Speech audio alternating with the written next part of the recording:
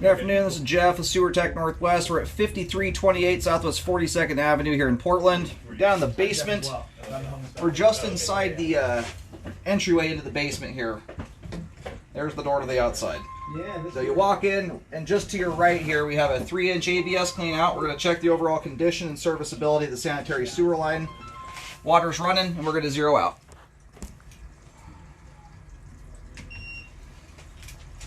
Alright, we're going to go from 3-inch ABS here to really quickly go to swap to 4-inch cast iron. We have a tie-in. My camera is upside down right now. That tie-in there that's on the bottom of the screen is actually top of pipe.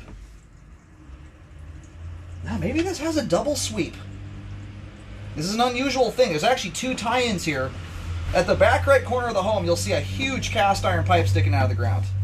I opened it and immediately just came down here because the cleanout that's exposed is a directional style. It forces you back into the home, which is very nice if you have to do drain cleaning. It's a mainline access that allows you to clean the main trunk line, not every inch of the sewer line, but the main trunk line from the exterior, which is a nice thing to be able to do. I didn't realize though there may actually be another cleanout out there that goes the other direction because there's 2 tie-ins back to back. So we were just in transite concrete a moment ago. Now we're in ABS, 4-inch diameter. Both are. Spot repair was done here. Now we're back to transite. So we've got, and I'll give the transite a decent look over as we come back. Some of the joints are starting to shift. This one right here, for instance, I don't know why my camera won't orientate. Sorry, that doesn't bug my eyes too much, but that might be a little funny to look at. On the right side pipe, on the right side of the line here, in reality, it's on the left side on the screen, but on the right side, you have dirt coming through that joint. What that can cause over time is progressive settling. There's a few joints in the transite. In fact, that right there, you may have the very beginnings of a root. It's hard. There's a couple cobwebs in there, but that thicker strand there might be a root coming through. Thus far, none of the stuff I've been past is affecting flow and functionality. Not the kind of stuff that would lead to a blockage. The concern is what that can result in over time. It can lead to the line slowly but surely settling. Now we're into PVC pipe.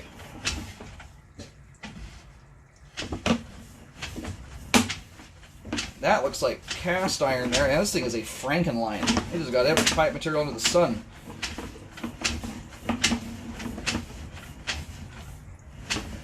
And now we are in, oh, we'll be back to transite here. That might be standard aggregate. Yeah, that looks more like aggregate concrete. And that right there appears to be the main connection, about 71 feet. You've got just about every pipe material in here other than green PVC and clay pipe. It looks like it's had a couple different spot repairs over time. So anyway, when you get joints like that in concrete pipe, when joints start shifting, it's just kind of the nature of the beast. These are pipe materials that are not terribly flexible. And so when the joints start shifting and moving, generally speaking, it's due to the joints starting to either wear out because of pipe grout for standard aggregate or for transite. The fern cones outside the pipe, those hose bands and things can loosen up over time and allow for groundwater to seep in. Usually it's during the rainy season where you get a lot of hydraulic pressure in the ground. So anyway, from that standpoint, the joints appear to be, they're starting to fail or have been failing here for a little while. None of them have shifted a whole lot, which is a good thing if you're going to do something like an epoxy liner, a trenchless repair, which is what I would look into in a situation like this. You don't have to go messing with digging on a hillside. You should be able to get a decent result out of this. If it's not done, now I would be doing that in the not too distant future, so you don't have to run the risk of digging at some point. Alright, so I'm getting a locate signal in the road. It's a really poor signal. This is one of those I may not be able to get very, very good locates till I start getting up through the yard. So anyway, there's a lot of overhead power lines, and it looks like it's a fairly deep line, but I can pick up on the weakest signal that lines up with the manhole, but it's not good enough to put a marking down and tell you the line's right there. I don't trust it quite that much. And for some funny reason, my foot counter's not counting backwards right now. Anyway, if we're in Multnomah County, from curb to curb falls into city responsibility. The cast iron here I'll have an even harder time locating, so I'll at least try and do some paint markings when I get up towards the top of the yard. The line basically punches out, it goes out the right side of the home, but very close to the rear right corner. You'll see the big cast iron clean out sticking out there. That sits over top of the line.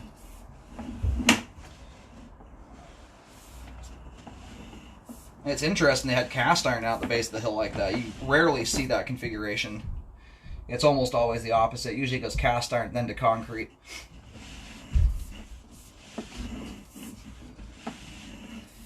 Anyway, as the line sits right now, again, it flows pretty nicely. That right there, it looks like you might have a little bit of dirt going through there. That one's hard to tell. On these downward dives like this, the steeper the angle of the pipe is, the more that it'll collect grease. By and large, that most looks like grease there. The joint isn't offset or shifted, which is a good indicator a joint is open. So,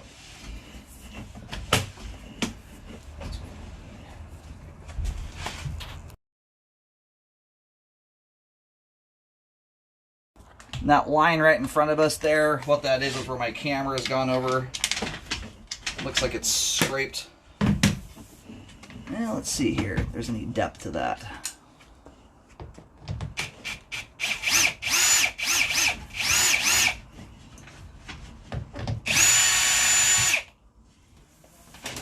It's right where my camera head touches the top of the pipe.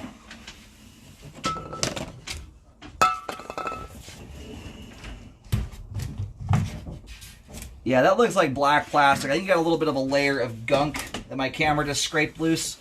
It is, if you watch as my camera runs along here, it goes right into that spot. But it's a hard one.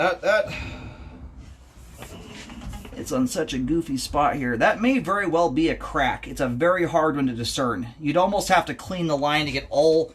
Not that there's a lot of buildup here, there's just enough.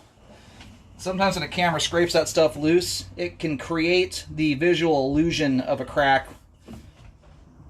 You may very well have one there, though. What makes it tricky to discern is the fact that my camera hits that exact same spot as it goes over the bend.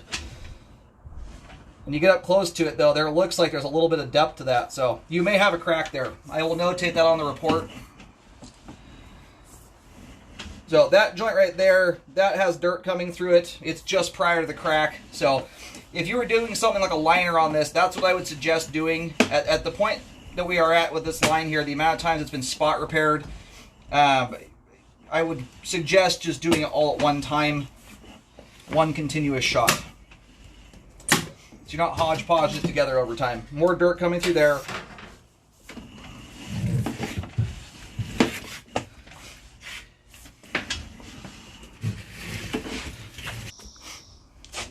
Alright, so we're sitting maybe 5 feet from the where the yard starts to dive down really hard. You'll see a white arrow. It's extremely shallow up top here. I'm only at about 2 feet deep there. So in the event you had to do something like add a clean out access in, it's very easy to do. I'm not sure you'll even have to, but I would imagine you will. Even if that second tie-in is a clean out, directional cast iron cleanouts are notorious for being harder to get equipment to go through. So, you know, if you do a liner on it, you may have to dig down 1.5 feet or 2 to install one. It's a very easy thing to do in this circumstance. That joint right there also appears to be compromised. It looks like you've got dirt coming to the top of the pipe joint, which again, right now is on the bottom of the screen. You may also have a possible root there too, albeit it is small. That joint also has dirt coming through it. And that joint there is separated, and I can see some dirt nubbins sticking through that one as well. So, part of the reason this pipe up here has not shifted quite yet, that one's starting to right there. It's not terribly deep. You don't have as much weight sitting on top of the line as you typically would. Anyway, with as limited as I am on being able to locate anything other than the top, you can eyeball where this line goes very easily. Once it turns away from the house and you see where that white arrow is, it's running dead straight, going both directions until you get back to where the clean out's at. Minor little belly right here. Not concerned about that. It's too minor to need repairs. Way too small.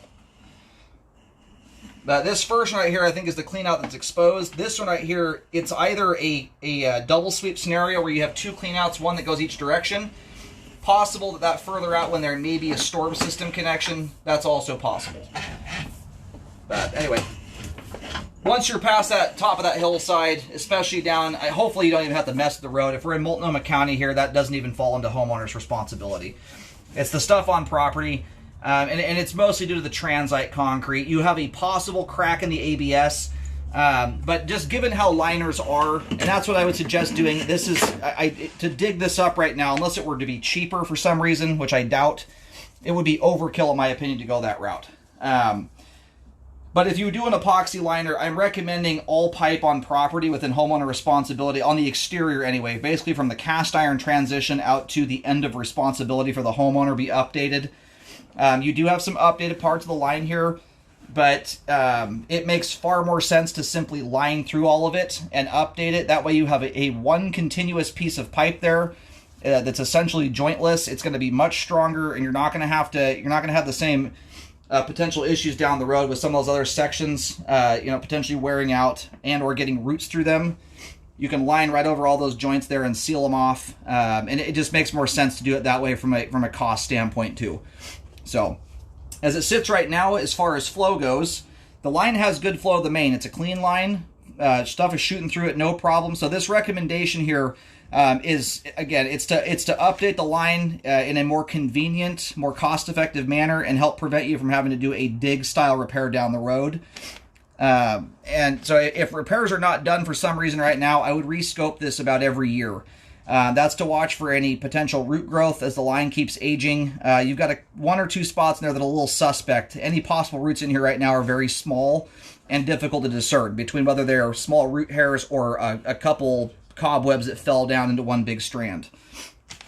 But anyway, that's also to watch for settling issues. That's the bigger problem when it comes to lining.